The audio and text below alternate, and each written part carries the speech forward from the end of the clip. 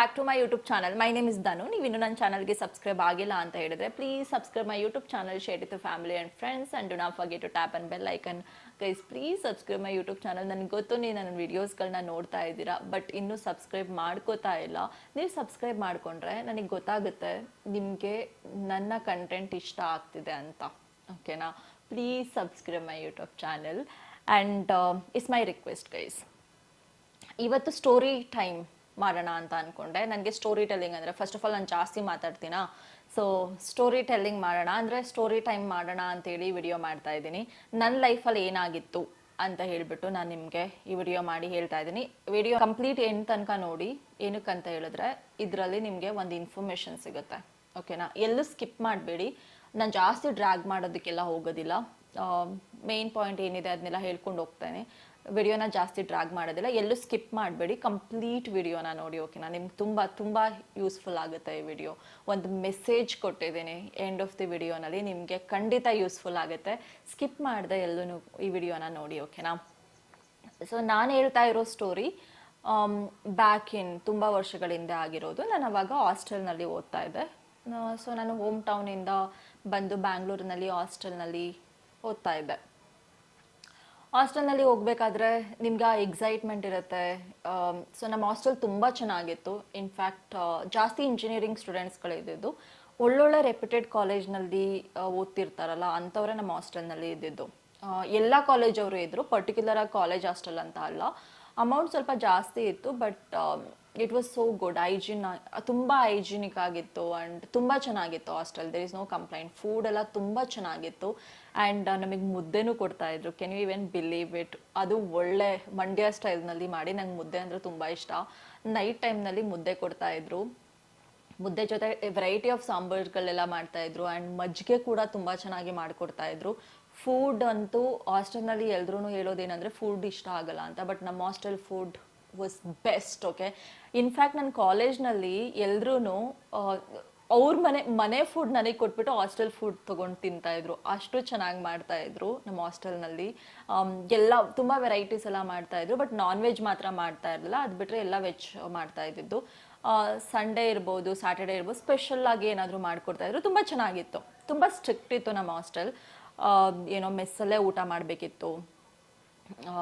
ರೂಮ್ಗೆಲ್ಲ ಊಟ ತೊಗೊಂಡೋಗೋ ಆಗಿರಲಿಲ್ಲ. ಆ್ಯಂಡ್ ಬೆಳಗ್ಗೆ ಬಿಸಿನೀರು ಬಿಡೋ ಟೈಮ್ ಕೂಡ ತುಂಬ ಪರ್ಟಿಕ್ಯುಲರ್ ಆಗಿತ್ತು. ತುಂಬ ಡಿಸಿಪ್ಲಿನ್ ಅಂತ ಹೇಳ್ಬೋದು. ಓಕೆನಾ? And which is good. ತುಂಬ ಒಳ್ಳೆಯದು ಆ ಥರ ಎಲ್ಲ ಇದ್ದರೆ. ಸೊ ಏನಂದರೆ ಆವಾಗ ತುಂಬ ತರಲೆ ಮಾಡ್ತಾಯಿದ್ದೆ ನಾನು ಹಾಸ್ಟೆಲ್ನಲ್ಲಿ ಇರಬೇಕಾದ್ರೆ.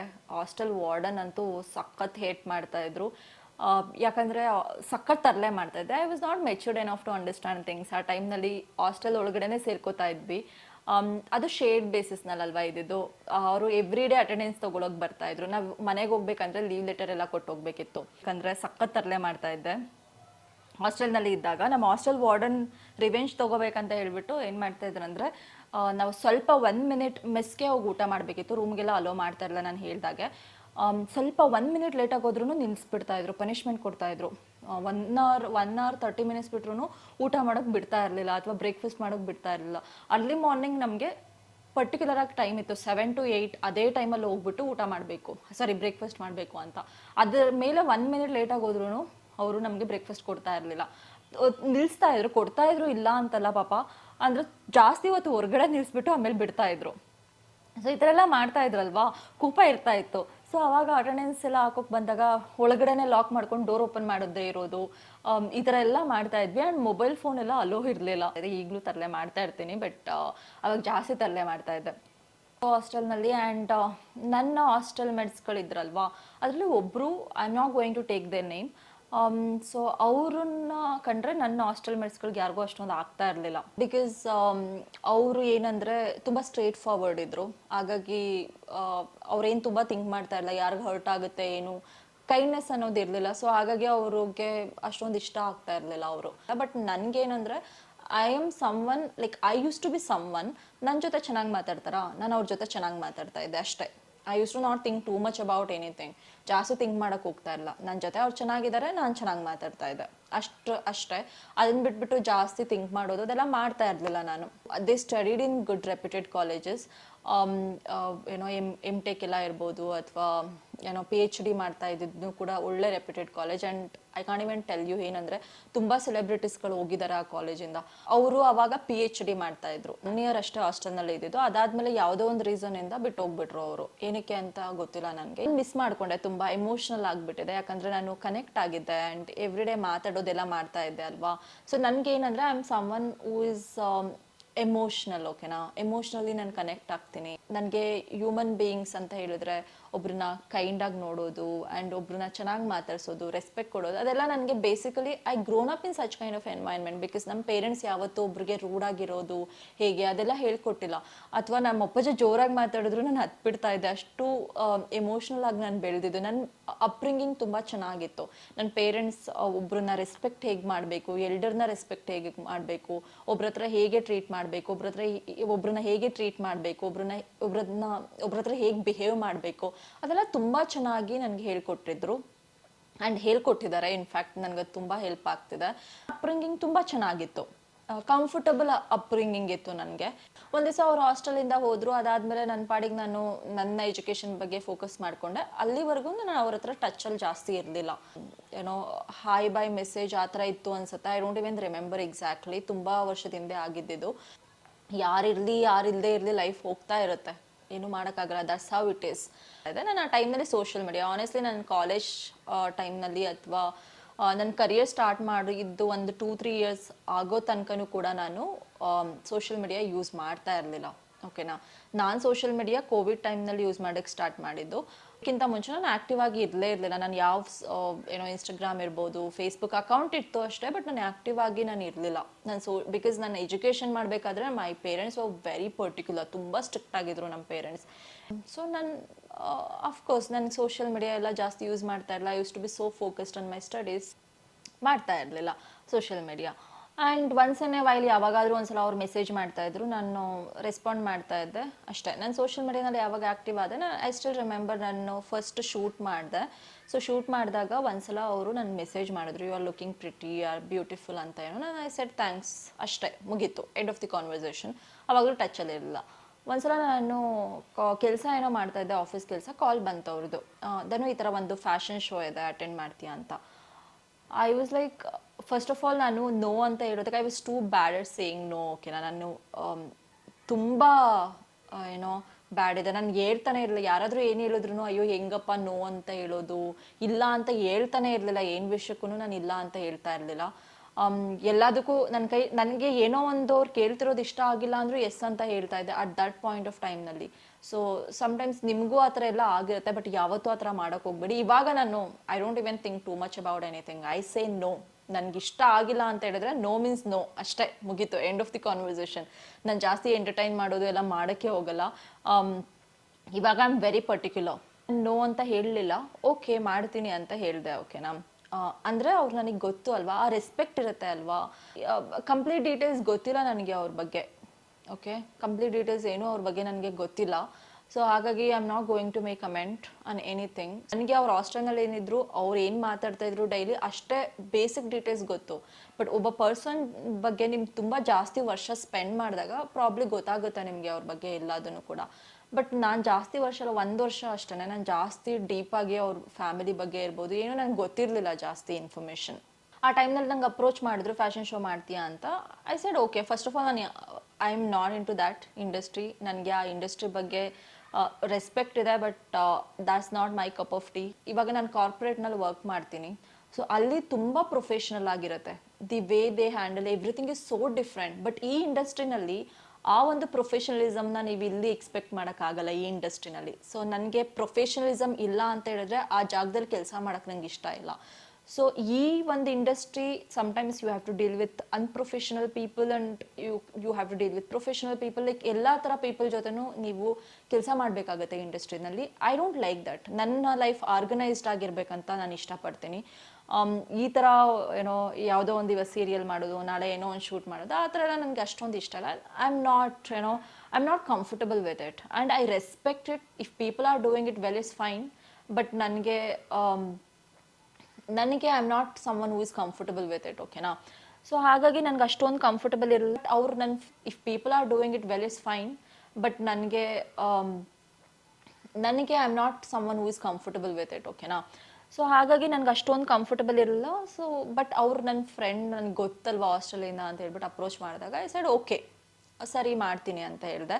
ಅದಾದ್ಮೇಲೆ ಏನಾಯಿತು ಅಂದರೆ ಅವರು ನನ್ನ ಒಂದು ಗ್ರೂಪ್ಗೆ ಹ್ಯಾಡ್ ಮಾಡಿದ್ರು. ಓಕೆ, ಒಂದು ಗ್ರೂಪ್ಗೆ ಹ್ಯಾಡ್ ಮಾಡಿದ್ರು. ಹ್ಯಾಡ್ ಮಾಡಿದ್ಮೇಲೆ ಯಾರೋ ನನ್ನ ನಂಬರ್ ತೊಗೊಂಡು ಟೆಕ್ಸ್ಟ್ ಮಾಡಿದ್ರು. ಒಂದು ಪರ್ಸನ್ ತೊಗೊಂಡು ಒಂದು 2-3 ಪರ್ಸನ್ಗಳು ನನಗೆ ಟೆಕ್ಸ್ಟ್ ಮಾಡ್ತಾಯಿದ್ರು.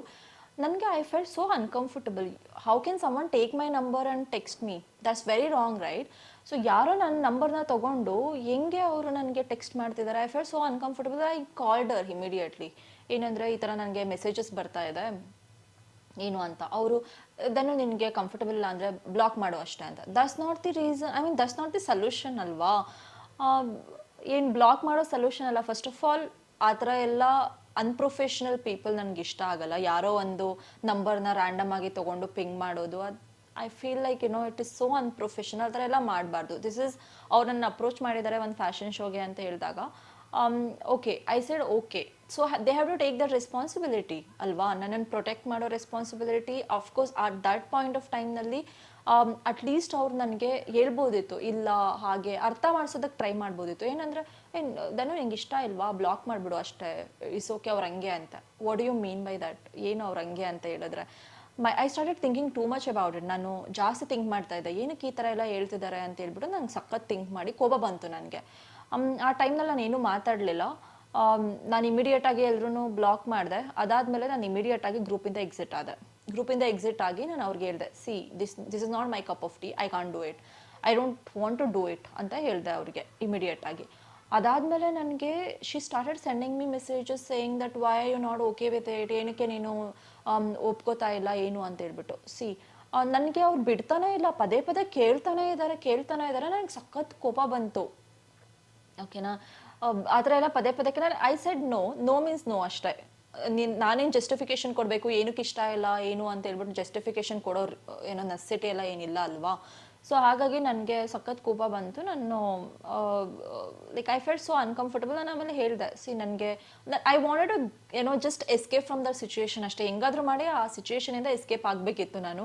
ಹಾಗಾಗಿ ನಾನು ಏನೋ ಒಂದು ರೀಸನ್ ಕೊಡಬೇಕಿತ್ತು. ಆ ಟೈಮ್ನಲ್ಲಿ ನನಗೆ ಏನು ರೀಸನ್ ಕೊಡಬೇಕಂತ ಗೊತ್ತಾಗಲ್ಲ.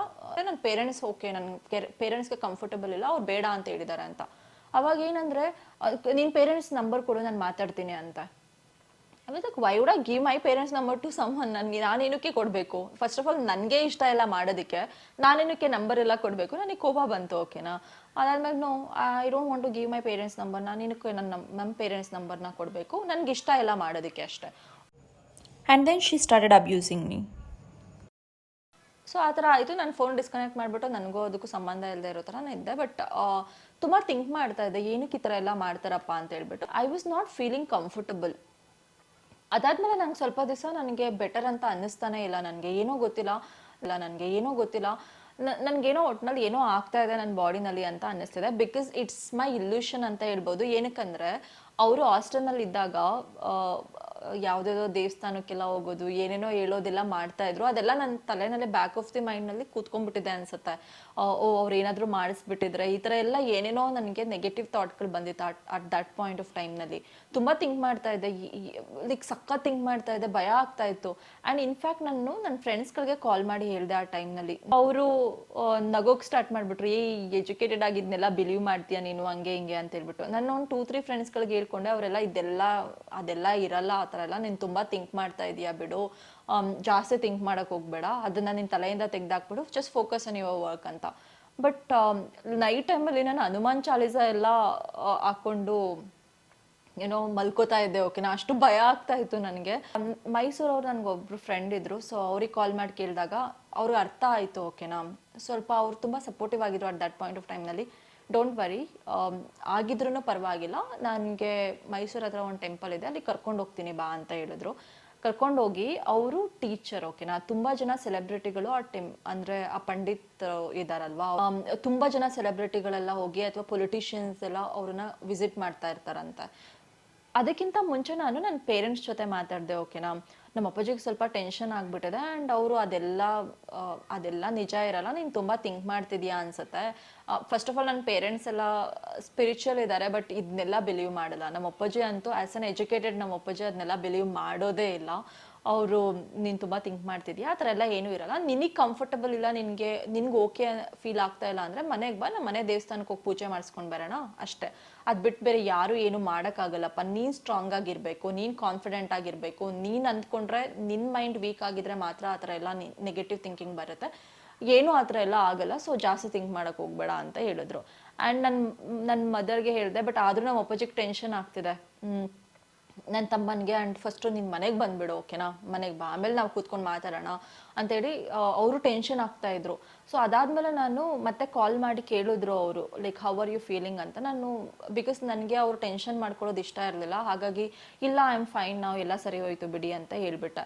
But I was not okay at that point of ಟೈಮ್ನಲ್ಲಿ. ಏನೋ ನನ್ನ ಪೇರೆಂಟ್ಸ್ಗೆ ಹೇಳಿಬಿಟ್ಟೆ ಓಕೆ, ಬಟ್ ನನಗೆ ಓಕೆ ಇಲ್ಲ ಆ ಟೈಮ್ನಲ್ಲಿ, ಓಕೆನಾ. ಏನು ಮಾಡೋದು ಗೊತ್ತಾಗ್ತಿಲ್ಲ. ಆ್ಯಂಡ್ ಆದರೂ ನನ್ನ ಮೈಸೂರು ಫ್ರೆಂಡ್ ಅರ್ಥ ಮಾಡಿಕೊಂಡ್ರು, ಕರ್ಕೊಂಡು ಹೋದ್ರು. ಏನು ಮಾಡಿದ್ದಾರೆ, ಏನಾದರೂ ಆಗಿದೆಯಾ ಏನು ಅಂತ ಹೇಳ್ಬಿಟ್ಟು. ನೋ, ಆ ಥರ ಎಲ್ಲ ಏನೂ ಇಲ್ಲ. ಜಸ್ಟ್ ದಟ್ ಏನೋ ಇವಿಲ್ ಐ ಅಂತ ಹೇಳ್ತಾರಲ್ವಾ, ತುಂಬ ನೆಗೆಟಿವ್ ಆಗಿ ಒಬ್ರು ಕಣ್ಣಾಕೋದು ಆ ಥರ ಎಲ್ಲ ಹೇಳ್ತಾರಲ್ಲ, ಅಷ್ಟೇ. ಅದು ಬಿಟ್ಟರೆ ಬೇರೆ ಏನೂ ಇಲ್ಲ. ಆ ಥರ ಎಲ್ಲ ಮೇ ಬಿ ನಿಮ್ಮ ಮೈಂಡಿಂದ ಅದನ್ನು ತೆಗ್ದಾಕ್ಬಿಡಿ. ನಿಮ್ಮ ಒಂದು ಆರ ತುಂಬ ಪಾಸಿಟಿವ್ ಆಗಿದೆ, ನೀವು ಅಷ್ಟು ಪಾಸಿಟಿವ್ ಆಗಿರೋದ್ರಿಂದ ಯಾರೂ ಕೂಡ ನಿಮ್ಗೆ ಟಚ್ ಮಾಡೋಕ್ಕಾಗಲ್ಲ. ನಿಮ್ಮ ಮೈಂಡಿಂದ ಅದು ಅವ್ರು ಏನೋ ಮಾಡಿರ್ಬೋದು, ಆ ಥರ ಎಲ್ಲ ತೆಗ್ದಾಕ್ಬಿಡಿ ನಿಮ್ಮ ಮೈಂಡಿಂದ, ಓಕೆನಾ. ನೀವು ತುಂಬ ಪಾಸಿಟಿವ್ ಆಗಿದ್ದೀರಾ, ಯಾರು ಏನು ಮಾಡಿದ್ರೂ ನಮ್ಮನ್ನು ಏನು ಮಾಡೋಕ್ಕಾಗಲ್ಲ ಅಂತ ಹೇಳಿ ನೀವು ಅಷ್ಟು ಸ್ಟ್ರಾಂಗ್ ಆಗಿರಬೇಕು. ಆ್ಯಂಡ್ ಆಲ್ಸೋ ಇನ್ನೊಂದೇನೆಂದರೆ, ಅವರು ದೇವ್ರನ್ನಲ್ಲಿ ಬಿಲೀವ್ ಮಾಡ್ತಾರೆ, ನೀವು ದೇವ್ರನ್ನ ಬಿಲೀವ್ ಮಾಡ್ತೀರಾ. ಸೊ ನಿಮ್ಮ ಕೆಟ್ಟವ್ರನ್ನೂ ದೇವ್ರನ್ನ ಪ್ರೊಟೆಕ್ಟ್ ಮಾಡ್ತಾರೆ, ಒಳ್ಳೆಯವ್ರನ್ನೂ ಪ್ರೊಟೆಕ್ಟ್ ಮಾಡ್ತಾರೆ, ಓಕೆನಾ. ಇಬ್ಬರೂ ಪ್ರೊಟೆಕ್ಟ್ ಮಾಡ್ತಾರೆ. ನೀವು ಬಿಲೀವ್ ಮಾಡೋ ದೇವ್ರು ನಿಮ್ಮನ್ನು ಕಾಪಾಡುತ್ತೆ, ಅವ್ರು ಬಿಲೀವ್ ಮಾಡೋ ದೇವ್ರು ಅವ್ರು ಕೆಟ್ಟದ್ದು ಮಾಡ್ತಾ ಇದ್ರೆ ಅವ್ರನ್ನ ಕರೆಕ್ಟಾಗಿ ಮಾಡಿಸುತ್ತೆ. ನೀವೇನಕ್ಕೆ ಜಾಸ್ತಿ ಥಿಂಕ್ ಮಾಡೋಕ್ಕೆ ಹೋಗ್ತೀರಾ?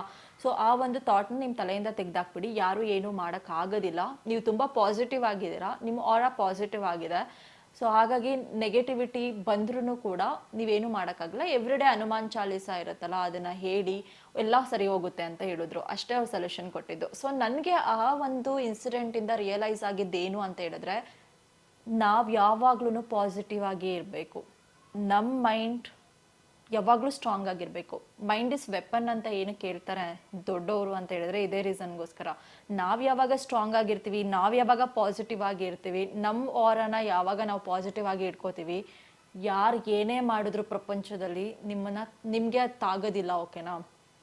ನೀವು ಯಾರೋ ಏನೋ ಮಾಡಿದ್ದಾರೆ ನಮಗೆ, ಅಥವಾ ಅವ್ರು ನಮ್ಮ ಲೈಫಲ್ಲಿ ನಾವೇನೋ ಒಳ್ಳೇದು ಮಾಡ್ತಾ ಇದೀವಿ, ಅವ್ರು ಸಹಿಸ್ಕೋತಾ ಇಲ್ಲ, ಈ ಥರ ಎಲ್ಲ ನೀವು ಅವ್ರ ಬಗ್ಗೆ ಫೋಕಸ್ ಮಾಡೋಕ್ಕೆ ಹೋಗ್ಬೇಡಿ.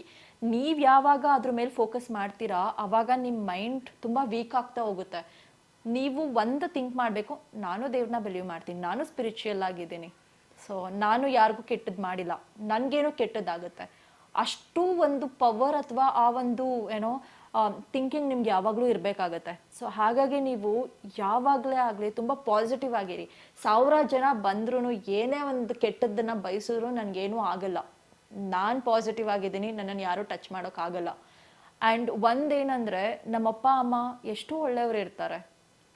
ಎಷ್ಟು ನಾನು ನೋಡಿದ್ದೀನಿ, ನನ್ನ ಪರ್ಸ್ನಲಿ ನನ್ನ ಪೇರೆಂಟ್ಸ್ ಯಾರಾದರೂ ಮನೆಗೆ ತುಂಬ ಡೌನ್ ಟು ಅರ್ತ್ ಇದ್ದಾರೆ. ಆ್ಯಂಡ್ ಯಾರಾದರೂ ಮನೆಗೆ ಊಟ ಇಲ್ಲ ಅಂತ ಬಂದರೆ, ಅಥವಾ ಯಾರಾದರೂ ಮನೆಗೆ ಬಂದರೆ ಅವ್ರನ್ನ ಊಟ ಮಾಡಿಸ್ದೆ ನಮ್ಮ ಪೇರೆಂಟ್ಸ್ ಯಾವತ್ತೂ ಕಲಿಸೇ ಇಲ್ಲ. ಆ್ಯಂಡ್ ಯಾರಾದರೂ ಕಷ್ಟ ಅಂತ ಬಂದರೆ ಸಾಕು, ಅವರು ಎಷ್ಟು ಬೇಗ ರೆಸ್ಪಾಂಡ್ ಮಾಡ್ತಾರೆ, ಅದೆಲ್ಲ ನಾನು ನೋಡಿದ್ದೀನಿ. ಸೊ ಒಂದು ಕಡೆ ಏನಂದರೆ, ನಮ್ಮಪ್ಪ ಅಮ್ಮ ಮಾಡಿರೋ ಪುಣ್ಯ ನಮ್ಮನ್ನು ಪ್ರೊಟೆಕ್ಟ್ ಮಾಡುತ್ತೆ, ಓಕೆನಾ. ಆ್ಯಂಡ್ ಯಾವಾಗಲೇ ಆಗಲೇ ನಮ್ಮ ಪುಣ್ಯನ ನಾವು ಜಾಸ್ತಿ ಮಾಡ್ಕೊಳ್ತಾ ಹೋಗಬೇಕು. ಆ್ಯಂಡ್ ಯಾರೋ ನಮಗೆ ಕೆಟ್ಟದ್ದು ಮಾಡಿದ್ದಾರೆ ಅಂತ ಹೇಳಿ ನಾವು ಅವ್ರಿಗೆ ಕೆಟ್ಟದಾಗಬೇಕು ಅಂತ ಬಯಸೋಕೆ ಹೋಗಬಾರ್ದು, ಓಕೆನಾ. That's very wrong. ಅವ್ರು ಏನೋ ಕೆಟ್ಟದಾಗಿದ್ದಾರೆ, ನಮ್ಗೆ ಇವತ್ತು ಕೆಟ್ಟದ್ದು ಮಾಡಿದ್ದಾರೆ, ಅವ್ರಿಗೆ ಕೆಟ್ಟದಾಗಬೇಕು.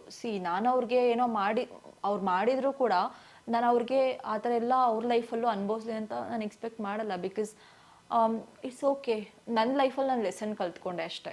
ನಾನು ಮತ್ತೆ ಅವ್ರನ್ನ ಬಿಲೀವ್ ಮಾಡ್ತೀನಾ, ಮಾಡೋಕ್ಕೆ ಹೋಗಲ್ಲ. ಅವ್ರನ್ನ ಹೇಟ್ ಮಾಡ್ತೀನಾ, ನೋ. ಹೇಟ್ ಮಾಡಿದ್ರು ಅವ್ರು ನನ್ನ ತಲೆನಲ್ಲಿ ಕೂತ್ಕೊಂಡಿರ್ಬೇಕಾಗತ್ತೆ. ಆ್ಯಂಡ್ ಹೇಟ್ ಮಾಡಿದ್ರು ಅವ್ರು ನನ್ನ ತಲೆನಲ್ಲಿ ಇರ್ತಾರೆ, ಓಕೆನಾ. I don't want to think about them. This is my life and I don't want someone to control my life ಅಲ್ಲ. ನನ್ನ ಲೈಫ್, ನನ್ನ ಕಂಟ್ರೋಲ್, ನಮ್ಮ ಲೈಫ್ ಪವರ್, ನಮ್ಮ ಲೈಫ್ ಸ್ವಿಚ್ ನಮ್ಮ ಹತ್ರನೇ ಇರಬೇಕು, ಓಕೆನಾ? ಬೇರೆಯವ್ರಿಗೆ ಯಾವತ್ತೂ ಆ ಒಂದು ಸ್ವಿಚ್ನ ಕೊಡಬಾರ್ದು ನಾವು. ಸೊ ಆ ಲೈಫ್ ಲೆಸನ್ ಕಲ್ತ್ಕೊಂಡೆ. ಸೊ ಒಂದು ಹೇಳೋದಕ್ಕೆ ನಾನು ಇಷ್ಟಪಡ್ತೀನಿ ಏನಂದರೆ, ನೀವು ಯಾವಾಗ್ಲೂ ಪಾಸಿಟಿವ್ ಆಗಿ ಇರಿ ಆ್ಯಂಡ್ ಯಾವಾಗ್ಲೂ ನೀವು ಗ್ರೌಂಡೆಡ್ ಆಗಿರಿ, ಡೌನ್ ಟು ಅರ್ತ್ ಆಗಿರಿ. ಆ ಕೈಂಡ್ನೆಸ್ ನಿಮ್ಮಲ್ಲಿದ್ದರೆ, ಅಥವಾ ನೀವು ಯಾವಾಗ್ಲೂ ಒಬ್ರಿಗೆ ಕೆಟ್ಟದ್ದು ಮಾಡೋದು ಬುದ್ಧಿ ಇಲ್ಲ ಅಂತ ಹೇಳಿದ್ರೆ, ಇದೆಲ್ಲದನ್ನು ನಿಮ್ಮನ್ನು ಪ್ರೊಟೆಕ್ಟ್ ಮಾಡುತ್ತೆ. So keep your self positive all the time, okay? ಅದು ಒಂದೇ ನಾನು ಹೇಳೋದು. ಯಾವಾಗ ನಿಮ್ಮ ಮೈಂಡ್ ತುಂಬ ಸ್ಟ್ರಾಂಗಾಗಿ ಇಟ್ಕೋತೀರಾ, ಯಾವಾಗ ಪಾಸಿಟಿವ್ ಆಗಿ ಇಟ್ಕೋತೀರಾ, ಆವಾಗ ಯಾರು ಎಂಥ ಶಕ್ತಿಗಳು ನಿಮ್ಮನ್ನು ಟಚ್ ಮಾಡೋಕ್ಕಾಗಲ್ಲ, ಓಕೆ? ಆ್ಯಂಡ್ ಯಾರು ನೀವೇನೇ ಮಾಡಿದ್ರು ನಿಮ್ಮ ಲೈಫಲ್ಲಿ ಎಲ್ಲ ಒಳ್ಳೇದು ಮಾಡ್ತಾ ಇದ್ರೆ, ಯಾರು ಏನು ಬಂದರೂ ನಿಮ್ಮನ್ನು ತುಳಿಯೋಕ್ಕಾಗಲ್ಲ, ಓಕೆ? ಯಾರೇನು ಮಾಡೋಕ್ಕಾಗಲ್ಲ. ನಾವು ಮಾಡಿರೋ ಪುಣ್ಯಗಳು ನಮ್ಮನ್ನು ಕಾಪಾಡುತ್ತೆ ಅಂತ ಹೇಳ್ತಾರಲ್ವಾ. ಸೊ ಹಾಗಾಗಿ ಯಾವತ್ತೂ ಆ ಒಂದು ಯಾರೋ ಏನೋ ಮಾಡಿಸ್ತಿದ್ದಾರೆ, ಏನೋ ಮಾಡಿದ್ದಾರೆ, ಈ ಒಂದು ಬ್ಲ್ಯಾಕ್ ಮ್ಯಾಜಿಕ್ ಇರ್ಬೋದು, ಅದು ಎಲ್ಲದೂ ನಿಮ್ಮ ತಲೆಯಿಂದ ತೆಗ್ದಾಕ್ಬಿಡಿ. ಅದೆಲ್ಲ ನಮ್ಮ ತಲೆಯಲ್ಲಿ ಕೂತ್ಕೊಂಡಿರೋ ಇಲ್ಯೂಷನ್ ಅಷ್ಟೇ. It's an absolutely an illusion. ಅದೆಲ್ಲ ನಿಜ ಇರೋದಿಲ್ಲ. ಬ್ಲ್ಯಾಕ್ ಮ್ಯಾಜಿಕ್ ಮಾಡ್ತಿದ್ದಾರೆ ಅಂತ ಹೇಳಿದ್ರೆ it means you are weak ಅಷ್ಟೇ.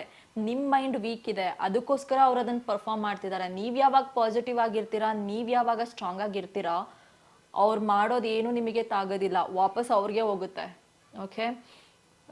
ಏನು ನಿಮಗೆ ತಟ್ಟೋದಿಲ್ಲ. ಹಾಗಾಗಿ don't believe in all that stuff, ಓಕೆನಾ?